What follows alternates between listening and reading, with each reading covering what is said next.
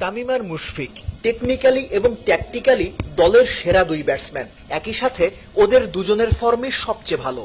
কি নিয়ে কথা, দূর থেকে বোঝে সাধ্যকার। কেউ বুঝুক না বুঝুক, তামিম, সাকিব, মুশফিক, রিয়াদ চার সিনিয়র ব্যাটসম্যানের ওপরই ব্যাটিং অর্ডারের মূল ভরসা। আস্থা থাকতে হবে সবার ওপরে। সেজন্যই কি ইমরুলকে নিয়ে এত মনোযোগী হেড কোচ? নিউজিল্যান্ডের সাথে তবে কি ইমরুলই খেলছেন ৩ নম্বরে? উত্তরটা ৯ তারিখ পর্যন্ত বাক্সবন্দি থাকুক। আপাতত টাইগারদের ভাবনা শোনা যাক। একটা সুযোগ তো অবশ্যই আছে আমাদের কোয়ালিফাই করার, বাট কোয়ালিফাইয়ের কথা চিন্তা না করে আমাদের একটা ম্যাচ আছে, নেক্সট ম্যাচটা হলো খুব ইম্পর্টেন্ট। ওই ম্যাচটা আমাদের জিততে হবে, আর ওই ম্যাচটা জিতার কারণে জিতার জন্য যা যা করার দরকার ওই সব জিনিসগুলো রাইট এক্সিকিউট করতে হবে।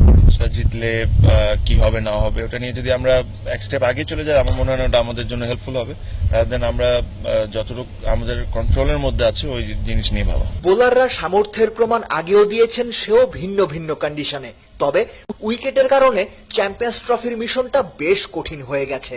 পেস বোলিং কোচ কোর্টনি ওয়ালশের অভিজ্ঞতা আর পরামর্শ, সঠিক নেতৃত্ব, টিম বাংলাদেশের জ্বলে ওঠার সময় হয়েছে।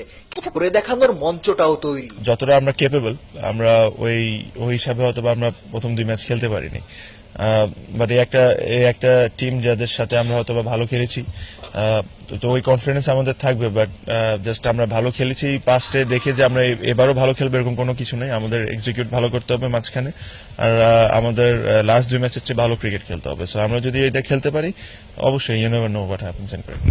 থ্যাংক ইউ তামিম ভাই। তামিম ইকবালের কথাতে স্পষ্ট যে গত 2 ম্যাচের চাইতে ভালো ক্রিকেট খেলতে হবে।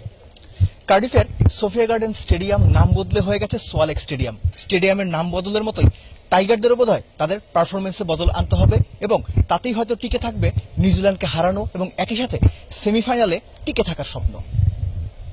চৌধুরী, ৭১।